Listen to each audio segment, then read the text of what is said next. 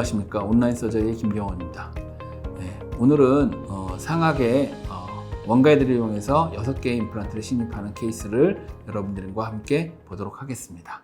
예, 환자 초진시의 파노라마 엑스레이고요. 58세 남자 환자분이시고 지금 보시면 우측 구치부에는 이와 같이 2개의 임플란트에서 브릿지가 되어 있고 앞에 치아들이 전부 치주가 상당히 좋지 않고 많이 흔들리는 상태에서 내원을 하셨습니다. 그리고 27번 치아는 하나는 그래도 어느 정도 좀 단단하게 남아 있어서 지금 상태에서 환자분 같은 경우는 전신질환으로서는 고혈압과 당뇨가 있으시고 당뇨는 어느 정도 조절은 되고 있지만 고혈압에 의해서 항혈전제를 복용하고 계셨습니다. 그래서 지금 상태에서 아무래도 당뇨도 있고 그렇기 때문에 발치 즉시보다는 일단은 발치를 하고 환자분에게 템포럴 덴처를 해서 좀 교합을 맞춰가면서 임플란트를 신입하기로 계획을 하였습니다. 그래서 상하게 어떻게 보면 임플란트와 그 27번 치아를 제외하고는 나머지 치아는 전부 발치를 하기로 했습니다. 그래서 이와 같이 전부 발치를 시행을 했고요. 지금 보시면 치아들이 사실은 상당히 많이 흔들리고 썩 좋지 않은 상황이라서 전부 제거를 하였고요. 발치 후에 엑스레이의 사진입니다. 그래서 발치 후에 대략 한 3개월 후의 모습입니다. 3개월 후에 이와 같이 지금 어느 정도 발치화가 힐링된 것을 보실 수가 있고 이 상태에서 저희들이 CT를 찍어서 본 결과 14번 부위에 치조골은 아직 좀 발치화가 덜 힐링 되긴 했지만 잇몸은 다 깨끗해졌고 지금 보면 이제 13번 부위, 그 다음에 23번, 그 다음에 대략 24번, 26번까지 이와 같이 해서 비교적 치조골의 상황은 양호한 상태가 될 것 같습니다. 그래서 원가이드를 이용해서 6개의 임플란트를 계획을 하였고요.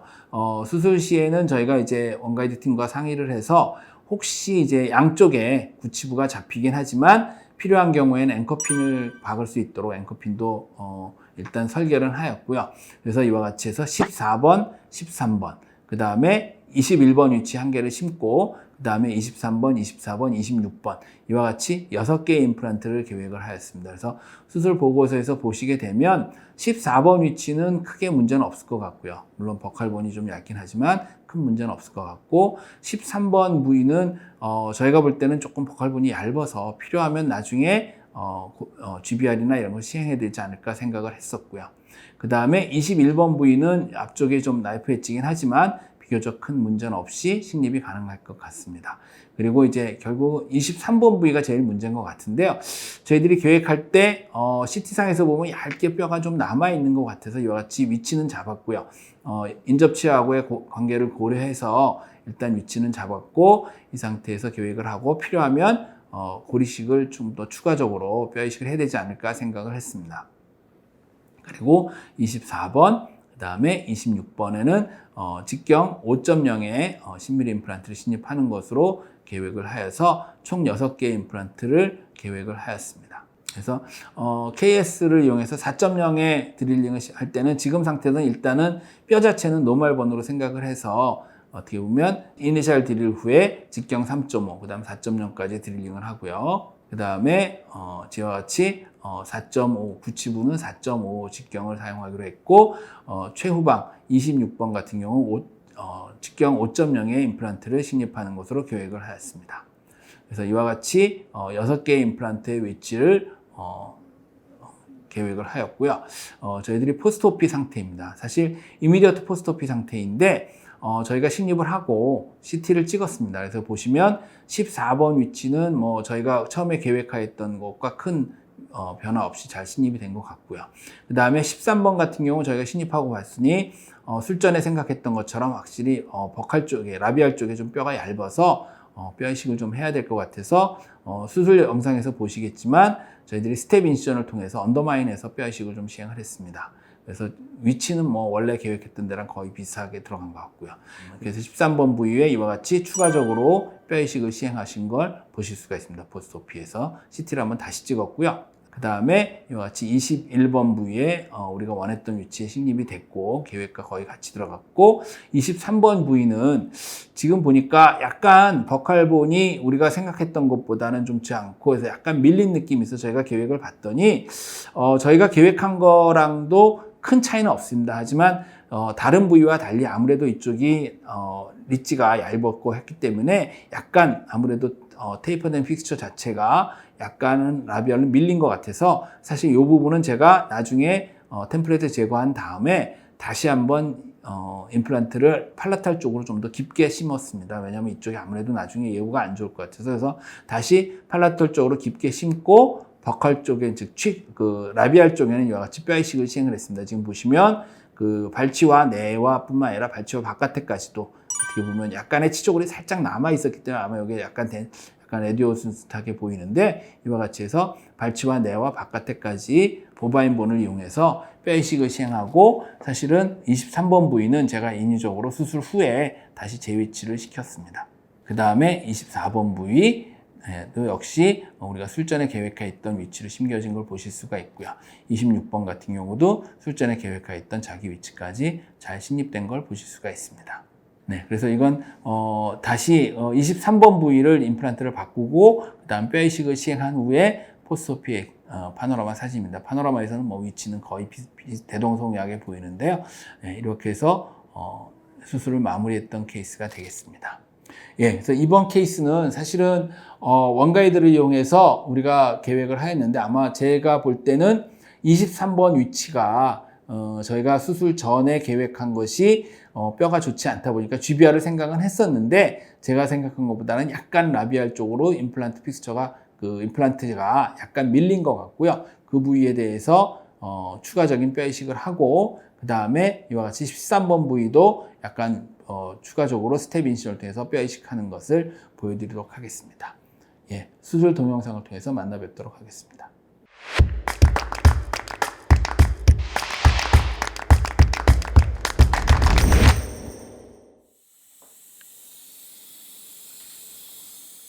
먼저 원가이드 템플레이트를 어댑테이션하고 잘 맞는지를 확인을 하였고요. 비교적 원가이드가 양쪽에 구치부가 있어서 잘 스테빌리티가 이루어지는 것 같아서 아마 앵커핀은 없이 시술이 가능할 것 같습니다.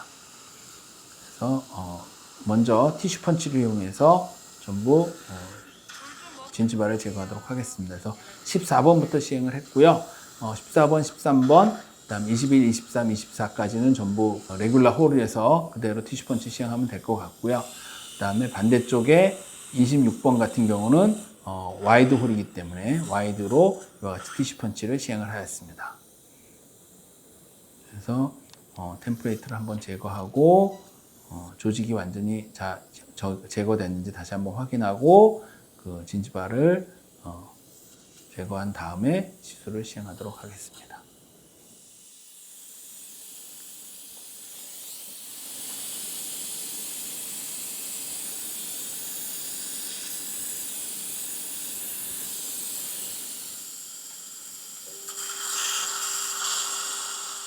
그래서 먼저 14번 부위에 이니셜 드릴을 시행을 하고 있고요. 직경 3.5에 10mm 원가이드 드릴로 드릴링을 시행했습니다. 그 다음에 파이널로 4.5에 10mm 원가이드를 드릴링을 하고 KS3 BA 서피스에 4.5에 10mm 임플란트를 식립을 하고 있습니다. 예, 아무래도 친수성 임플란트이기 때문에 미리 수화를 하고 지금 엔진을 가지고 약 한 80% 드릴링 한 후에 이와 같이 임플란트 드라이버를 가지고 토크렌치로 파이널 위치를 설정하고 있습니다. 그래서 지금 보시면 상당히 이니셜 스테빌리티 잘 나오는 걸 보실 수 있고요. 40N 이상 나오고요. 13번도 이제 먼저 이니셜 드릴 시행을 했고요. 시행을 하고 아무래도 캐나인 부위에서 저희가 패스 드릴을 사용을 했습니다. 그래서 패스 드릴을 가지고 미끄러지지 않도록 드릴링을 시행을 했고 파이널 드릴은 4.0에 11.5mm 원가이드 드릴을 가지고 드릴을 시행을 했습니다.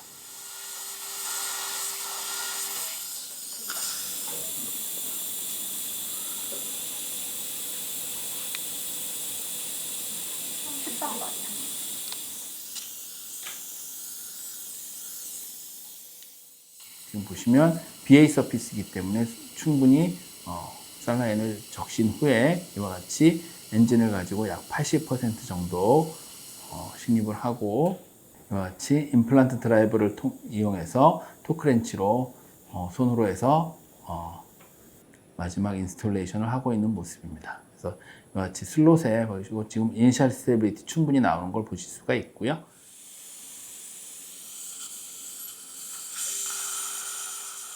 네, 21번도 마찬가지로 이니셜 드릴링을 시행을 하고 전치부기 때문에 패스 드릴을 이용해서 드릴이 미끄러지는 것을 예방하기 위해서 패스 드릴을 사용했습니다. 그래서 전치부 같은 경우는 아무래도 좀 미끄러지는 걸 방지하기 위해서는 패스 드릴 쓰시는 게 좋고요. 다음 직경 3.5에 10mm 원가이드 드릴을 가지고 드릴링을 하고 파이널 드릴은 역시 4.0에 10mm 원가이드 드릴로 파이널 드릴링을 시행을 하고 임플란트를 신입하도록 하겠습니다. 그래서 혹시라도 전치부기 때문에 패스가 틀어지지 않았나 답습을 확인하였고, 그다음 마찬가지 KS 친수성의 임플란트를 충분히 소화시킨 후에 4.0의 10mm를 21번 부위에 신입을 하고 있습니다.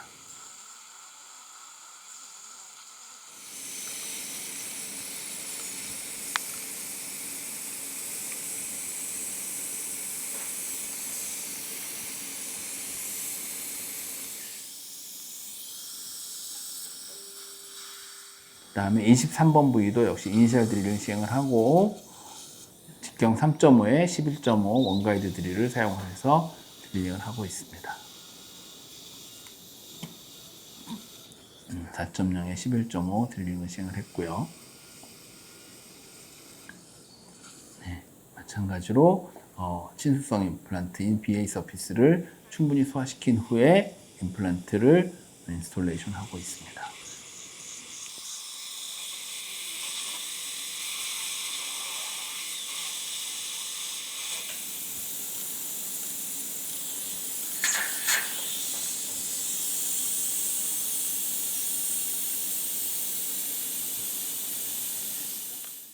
그 다음에 24번 부위도 이니셜 드릴링을 하고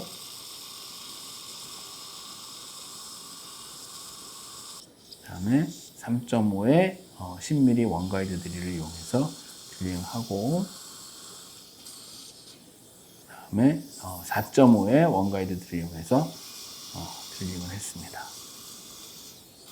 그 다음에 마찬가지로 임플란트를 충분히 소화시킨 후에 4.5의 10mm 임플란트를 신입하고 있습니다. 그래서 저 같은 경우는 이와 같이 사실은 원가이드 이용하는 게 전부 드릴링을 전부 하고 한 번에 신입할 수도 있지만 한 개씩 하는 것이 그래도 각각의 오차를 좀 줄일 수 있지 않나 해서 순차적으로 시행을 하고 있습니다. 지금 보시면 26번 부위는 와이드한 거를 이니셜 드릴 시행을 했고요. 그 다음에 3.5에 10mm로 드릴링을 시행하고 상하 구치부기 때문에 아무래도 골질이 조금은 약할 것 같아서 파이널 드릴은 사실 풀랭스로 하지는 않았습니다. 그래서 5.0에 지금 보시면 완전히 끝까지 진입하지는 않고 드릴링 하지 않고 임플란트를 신입을 하고 있습니다. 그래서 충분히 소화시킨 후에 임플란트를 위치시키고 있습니다. 그래서 5.0에 10mm 임플란트를 신입을 하였고요. 임플란트 드라이버에 토크렌치를 가지고 핸드로 하고 있습니다. 그래서 지금 보시면 상하 구치부긴 하지만 말씀드렸듯이 파이널 드릴을 풀랭스를 안 했기 때문에 이니셜 스테빌은 잘 나온 것 같습니다.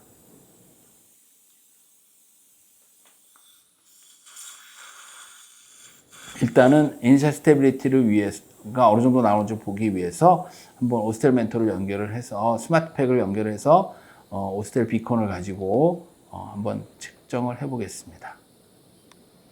지금 보시면 14번 같은 경우 한 76 정도 나왔고요. 그 다음에 13번은 한 75, 그 다음에 21번은 78, 그 다음에 23번은 역시 78, 24번 80, 그 다음에 26번도 한 80 정도. 그래서 이니셜 스테빌리티는 비교적 양호해서 이와 같이 힐링 어버트먼트를 체결을 하고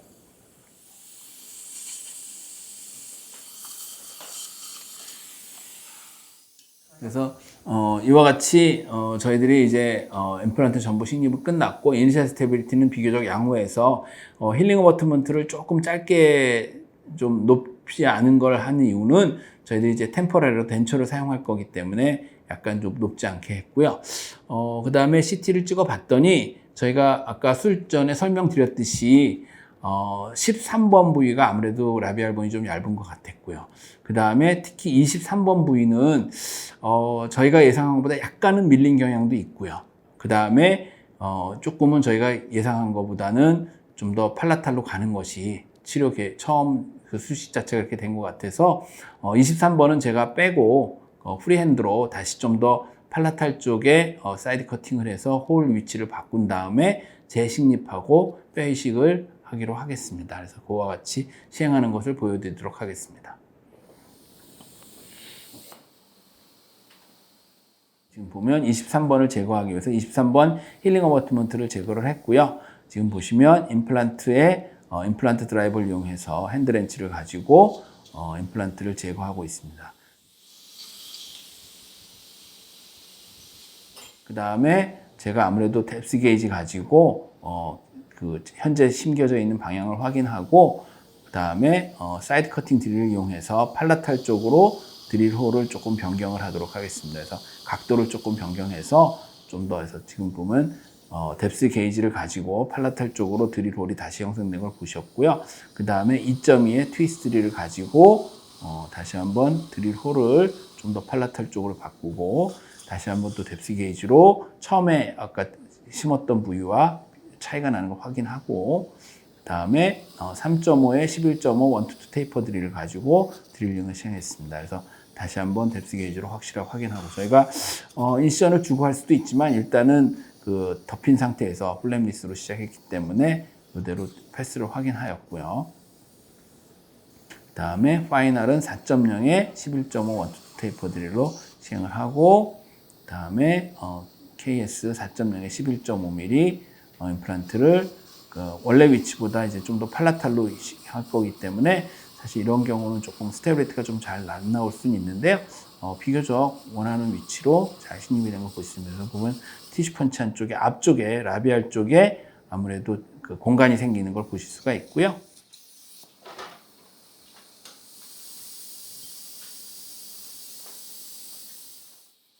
스마트팩을 커넥션 해서 봤을 때 비교적 스테빌리티는 양호해서 그래도 약 70까지는 나오는 걸 보실 수가 있습니다. 그래서 지금 라비알 쪽에는 뼈 이식을 하기 위해서 힐링 어버트먼트를 체결을 하고요. 지금 그대로 뼈 이식을 하랬더니 조금 너무 공간이 좁아서 인시전을 마이너하게 살짝 옆에만 줘서 플랩을 약간 언더마인을 해서 그 안쪽에 뼈 이식을 시행하도록 하겠습니다. 그래서 언더마인을 보면 라비알 쪽에 뼈가 얇게 남아는 있긴 합니다. 그렇지만 그쪽을 해서 그 발시 소켓 내와 그 다음에 바깥쪽까지도 전부 보바인본 에이오스를 이용해서 충분히 이와 같이 뼈 이식을 시행을 하였습니다. 시행을 하고 어떻게 보면 이제 플랩을 완전히 제낀 것이 아니어서 그 다음에 13번 부위도 이와 같이 스텝 인시전을 주고 안쪽에서 언더마인을 해서 그 부분이 완전히 픽스처가 임플란트가 노출된 부분은 아니기 때문에 그 부분에 언더마인한 부분에 이와 같이 에이오스 보바인본을 가지고 본그라프트를 시행을 해서 GBR을 좀 라비알 쪽에 보강을 하고 수술을 마무리하도록 하겠습니다. 그래서 이와 같이 그대로 특별한 콜라겐 멤브레인 등은 쓰지 않고 이대로 봉합을 시행했습니다. 예, 사실 이렇게 파티클 본을 하는 경우도 있고 사실 최근에는 이렇게 콜라겐이 섞인 본그라프트 머티리얼을 사용하기도 합니다. 그래서 지금 보시면 23번 부위도 플랩을 해서 봉합을 해서 수술을 마무리했던 것이 되겠습니다. 그래서 지금 보시면 23번 부위가 원래 심었던 것보다는 좀 더 팔라탈로 많이 위치를 변경한 것을 보실 수가 있습니다. 그래서 저희가 CT상에서 보니까 저희들이 이제 원가이드를 사용했을 때 이번 케이스 같은 경우 비교적 양쪽 굳히고에 있어서 원가이드 자체는 그렇게 흔들리지는 않았는데 아무래도 그 버칼 쪽이 얇고 이제 팔라탈 본이 단단하다 보니까 약간은 밀린 경향은 있는 것 같고요. 그래도 심하게 밀렸다기보다는 어떻게 보면 처음에 우리가 계획을 조금 잘못하지 않았나 하는 생각도 듭니다. 그래서 이와 같이 3번을 다시 재식립하고 그 라비알 쪽에 본그라프트를 시행한 케이스가 되겠습니다. 이번 케이스는 사실은 원가이드를 이용해서 상하게 6개 임플란트를 식립을 했는데요. 아무래도 전치부 같은 경우는 간혹 저희들이 테이퍼 바디의 그 TS3와 같은 또는 KS3와 같은 임플란트를 식립을 할 때 팔라탈 본이 단단한 경우에는 우리가 임플란트 자체가 약간 테이퍼하다 보니까 라비알로 밀리는 경우도 간혹 있습니다. 그래서 선생님들이 이제 식립한 후에 포스트오피 CT나 파노라마에서 보고 원하는 위치가 아니라면 이와 같이 어떻게 보면 임플란트의 위치를 좀 더 다시 변형해서 다시 식립하는 것도 가능한 수식이 돼 있다고 말씀드릴 수 있겠습니다. 예, 시청해 주셔서 감사합니다.